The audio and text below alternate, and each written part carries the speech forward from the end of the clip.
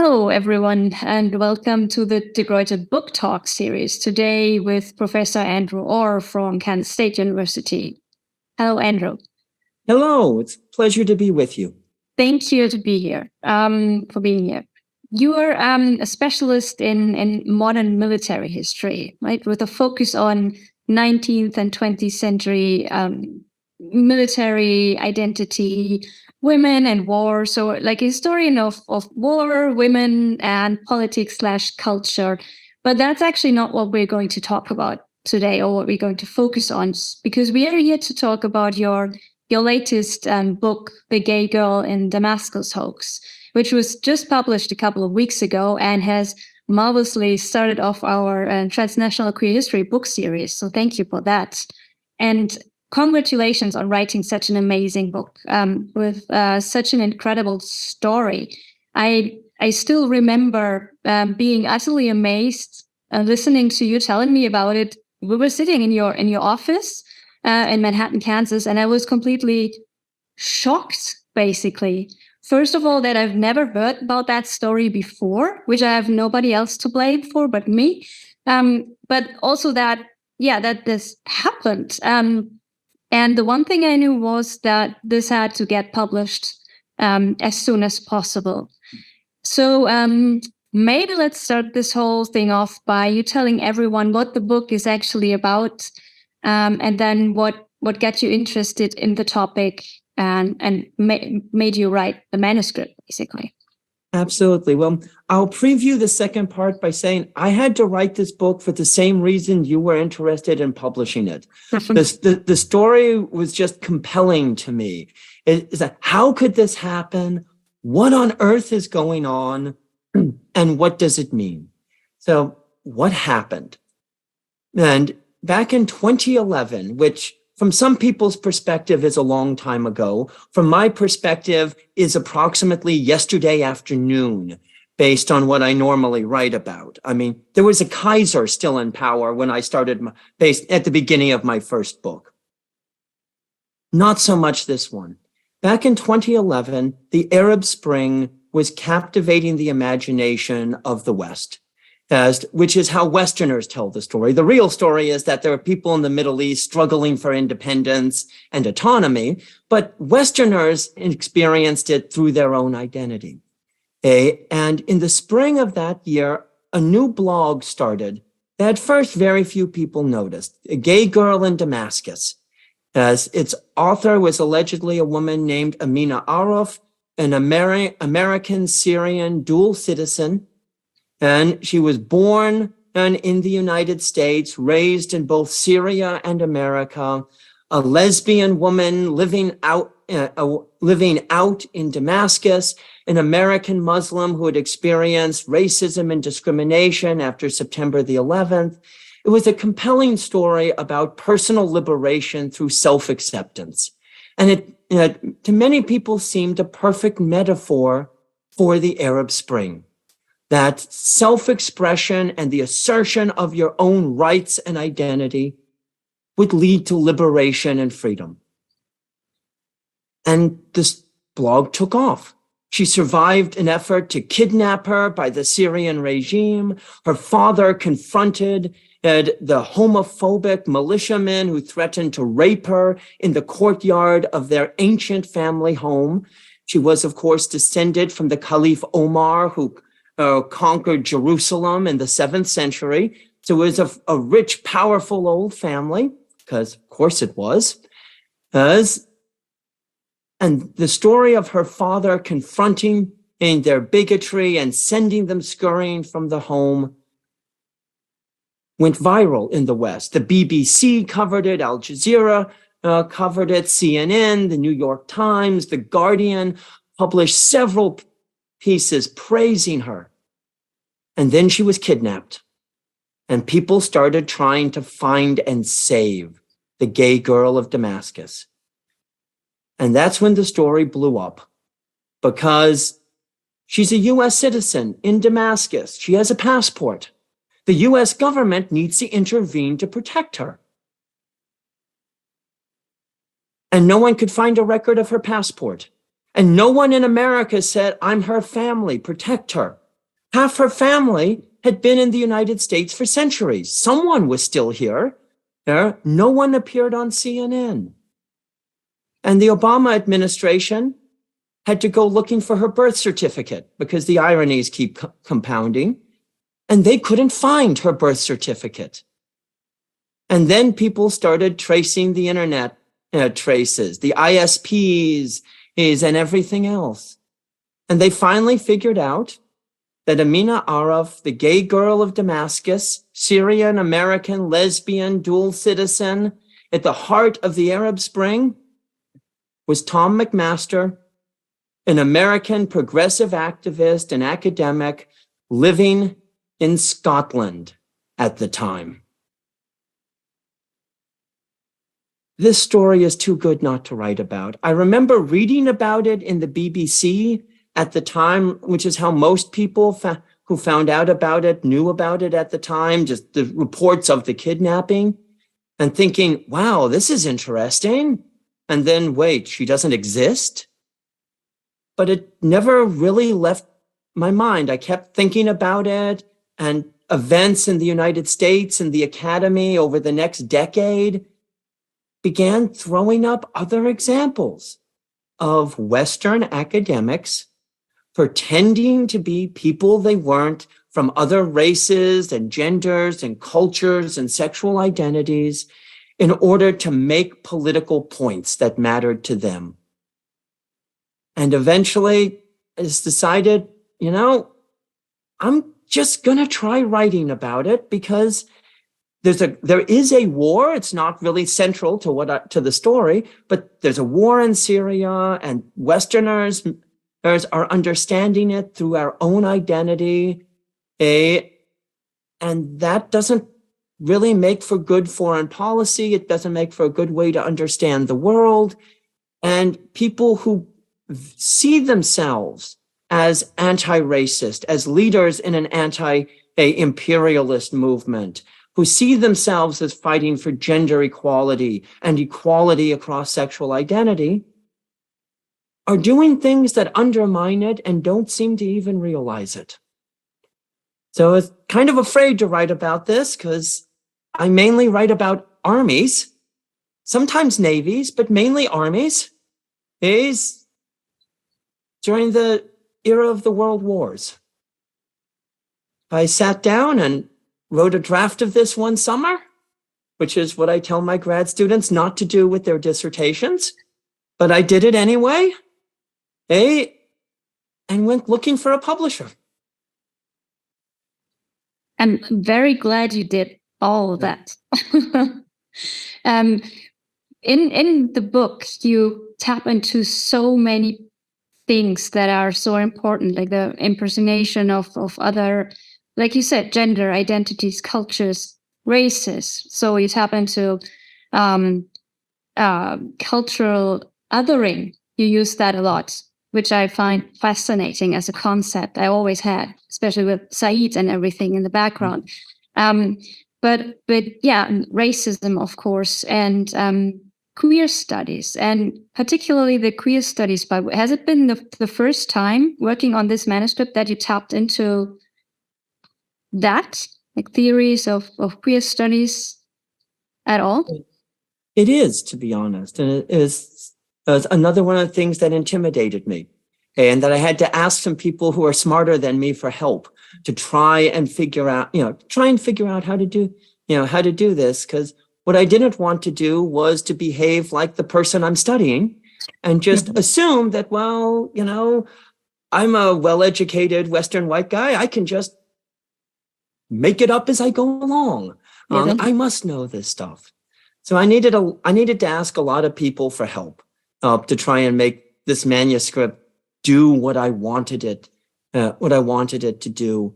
And in the process, it became a much better manuscript because I could integrate things that have been learned and taught by people who have firsthand experience living with these forms of discrimination.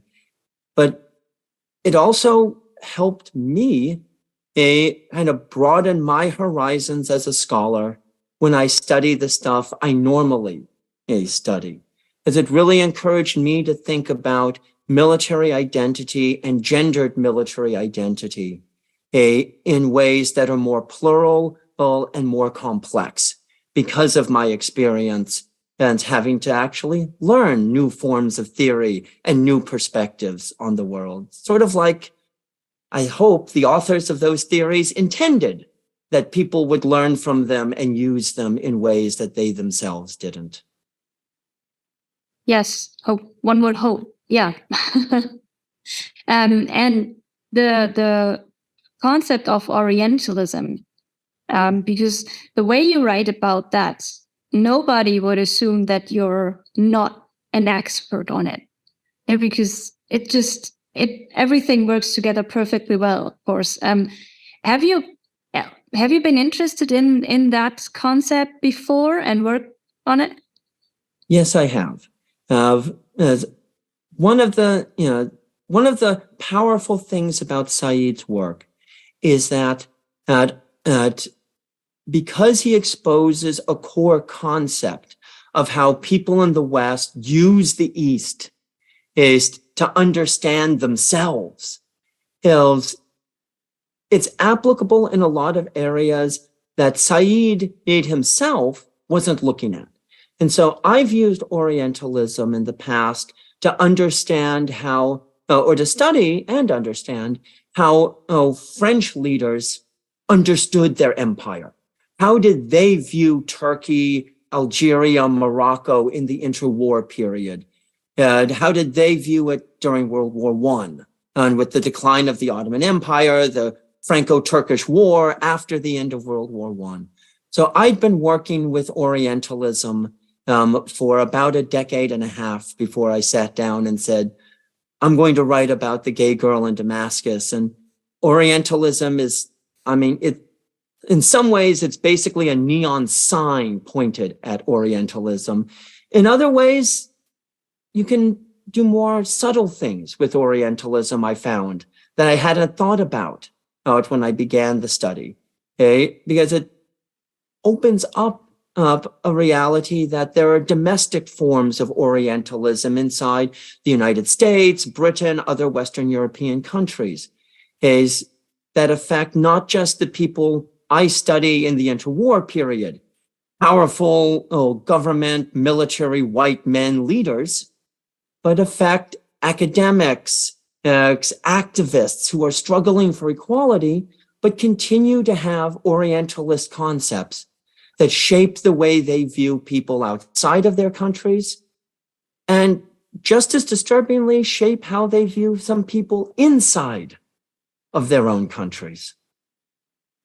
Right, because that's what I thought about when I read it the first time. Was it's such a powerful example of a Western person, in this case, a white middle-aged male, taking that and making it into a story so that his voice gets amplified. Because the only reason he came up with her and used her as a proxy was because he didn't get enough likes. Basically, he didn't get the interaction he was craving, and he made her up. And he could have made up a girl in Damascus, but he made her a gay girl and an American Syrian girl too.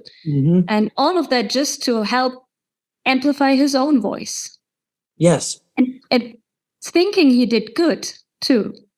Oh yes, he was confident he was fighting the good fight and that he was undermining racism and sexism and homophobia and Islamophobia as he went along, because he believed that he understood the experience enough to translate it to other people like him and convert them to his beliefs, which he was sure were a form of universal truth. It's a very Eurocentric Westernist approach to things still, unfortunately, yes. So has doing this research changed at all how you teach and do now research in the military history or military studies field at all? I know that the military history, that the field has opened up a lot to, let's say, less conservative topics over the last couple of years. But I'm really curious to hear if it had an impact on how you personally do research and teaching. It has in a number of ways, and it impacts the way I think about what we might call more traditional or older well-established military history topics, because to me it emphasized the role of personal identity as mediating factor for how leaders make decisions, for how they understand and the world they're acting in. Because McMaster's and the people he fool's identity led them to believe the world was radically different than it really was, because they imposed the world they wanted over the world that was. And that's not unique to fairly progressive people in the last 10 years. As Marshal Joffre did the same thing during World War I. People with power have long done this, and it affects the way they make traditional military operational decisions. German field marshals understood the Eastern Front how they wanted to understand it, through a prism of their experience. And you can see that when you start looking at how they behave on battlefields in World War II. But it's also opened up new topics and new ways of thinking to me. One of the projects I'm working on now is a reevaluation of women's military identity using in queer theory. It's one of the things we've seen in terms of the construction of identity over the last 20 years is a recognition and a construction of plural forms of gender identity that go far beyond what campaigners for equality were really thinking about back in like 1980. The emergence of trans identity has destabilized traditional gender binary scholarship. And without really realizing it, military scholars have built military studies on a binary form of identity. People are soldiers. People are civilians. And then we layered things on top of it, even though we knew they weren't true. Well, soldiers are men. Well, most soldiers are men, not all, but most. Most men are not soldiers, but men are soldiers. Women are civilians. And most women are civilians, but most men are civilians too. And we also layered things like combat and non-combat on top of that. Most soldiers never experience combat. Many civilians do experience combat because wars happen in civilian environments.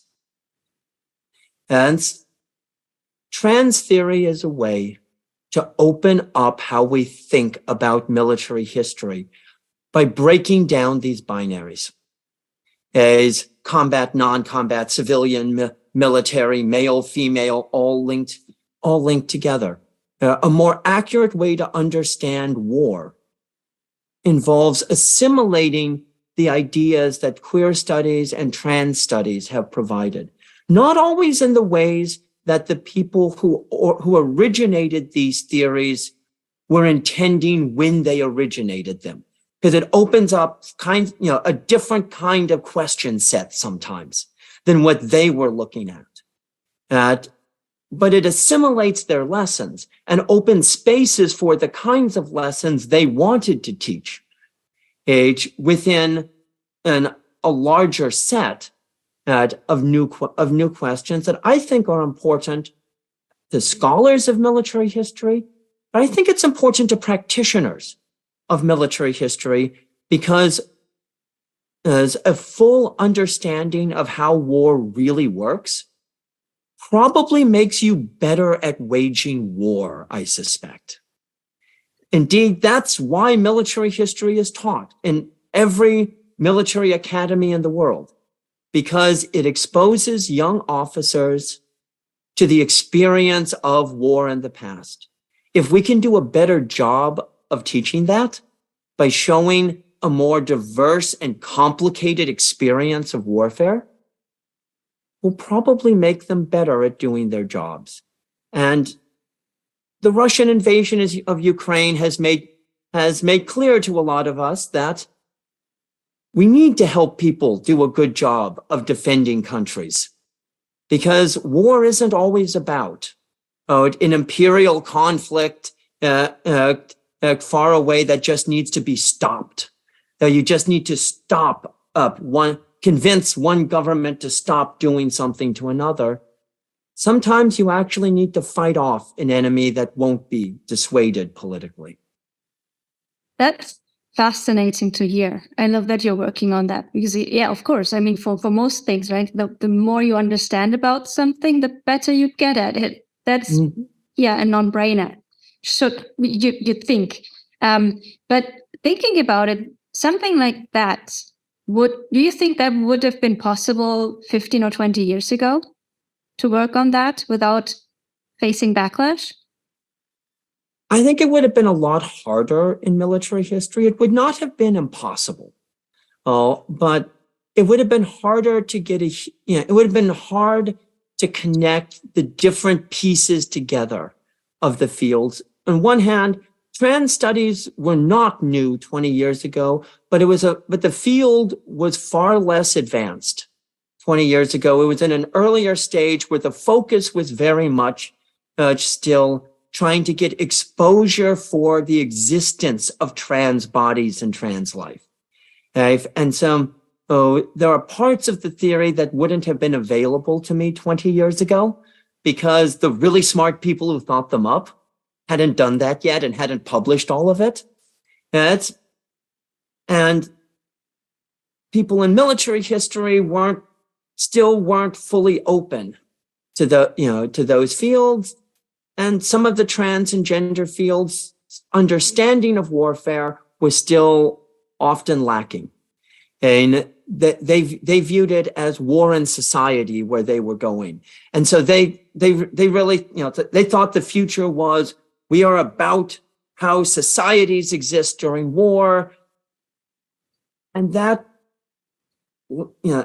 track wouldn't be enough to do what I want to do, of understanding how, the operational experience of war, how the operational experience of warfare is shaped by identity. Because you have to be able to take that into battlefields, into operational decision-making. But once you do, you get really exciting questions that go beyond, well, this was bad doctrine, to understanding how an individual's sense of themselves shapes the way they organize military operations. What is thinkable to Erich von Manstein in 1943? What is thinkable to Marshal Foch in 1918? And that, to me, is a really exciting space, which is where I view kind of my future work to be engaging. Yeah, I can't wait to read that, by the way, in whatever stage. But yeah, I think it makes a lot of sense because you can't separate from one from the other, right? You can't separate it because it's in all of us together. So it doesn't make sense to look at it separately. We need a military history that is as total as the wars we study. Well said. Yeah. But to come back to the book, is there one, if you had to, one or two sentences, one major takeaway that you want readers to have once they've finished reading your book? Fundamentally, my book says that we need to be part of and subject to our own theory. That theory isn't something that we use to critique others. It's something that we use to learn about, critique, and improve ourselves. And that the people who fell victim to the fraud as it was happening, to McMaster himself, especially McMaster himself. Theory was something that taught about others, what imperialists did, what chauvinists thought, how racists viewed the world and needed to be changed. And theory's good at exposing those things. But if you're going to fix them, you really do have to start by pointing it at yourself. You need to understand your own place in the world. Positionality isn't just a phrase for other people. It starts with me. It starts with you. It starts with the person thinking about themselves. And this case exposed that there were a lot of people who thought of themselves as progressive, who were well-educated, and who thought of themselves as savvy, who in many ways are savvy. Academics, journalists, as activists, who struggled to place themselves into the matrix of their own theory. And it made them vulnerable to forms of fraud that preyed upon their sense of themselves because they hadn't fully examined or sufficiently examined themselves. And so they were deeply vulnerable to having their own identity used against them. Thank you. Which is a lesson intelligence agencies learned it for 2016. Oh God, true, very true. Yeah, I mean, there's nothing left to say about the book, really. It's just, it's an incredible story. Also mixed, by the way, with amazing writing on your part. It's a perfect blend between academic and a more tradey approach, if you will. And I'm incredibly honored and couldn't be happier that this not only started off our series, but will also now be one of the highlights for our Pride Month. I'm really grateful to you for publishing this book, because as I had no idea what I was setting out to write. I had an idea. I knew what I wanted to write about. But really, until the editors of this series said we wanted in the series, I had no idea what field I was writing in. I was writing about a topic and a question, and really searching for the place that this book would make sense and to people. So I am grateful to everyone on the staff for helping me find it. And it's an odd book for a military historian in some ways, because it's so deeply rooted in popular culture. But the story of how the character was created is embedded in popular culture of the 90s and the 2000s. And it was exciting to be able to see it, and a little disturbing because it showed me all the ways my life overlaps with Tom McMaster's. We're both sci-fi geeks. We were both watching Xena Warrior Princess. I can tell it from what he wrote about. He was stealing things from Xena Warrior Princess. We both watched and read the same science fiction. And I could see where he was taking things from, because he was appropriating my geek culture to be part of this, he thought, progressive revolt against tradition and misogyny and racism, except it was so deeply embedded in a progressive form of Orientalism, one that targets progressive people in the West, that it was useless as a liberating endeavor, because it was really just substituting one set of powered masters for another set of powered masters, and that's not liberation. That's just a coup. Oh, and it's also an important lesson in there to not other McMaster himself, but realize that there is part of that in all of us, because it is impossible to look at others, other cultures, identities, genders, not through our own perception of what it should be. But we have to be aware of that. That's because progressive people are just as vulnerable as conservative people to looking at people in other parts of the world and seeing in them validation for our own identity. Because people in the Middle East's job is not to validate a Western political party, whether it's the Republican Party or the Social Democratic Party or the Green Party or the National Front. It's Syrians have their own problems. They don't exist to validate Western politics. Very true. Thank you so much. And it was wonderful to talk to you today. And thank you again for writing such a fabulous and exciting book, for working together and making the whole working process so nice, so genuinely nice. It was amazing to work with you, and I hope we can do it again. I very much look forward to it. I am deeply grateful to you for giving this book a home, and I am really grateful to the peer reviewers, as you found, and who helped me write a better book. I'm grateful to the other editors who helped me write a better book, because academic work is better when you learn from other people.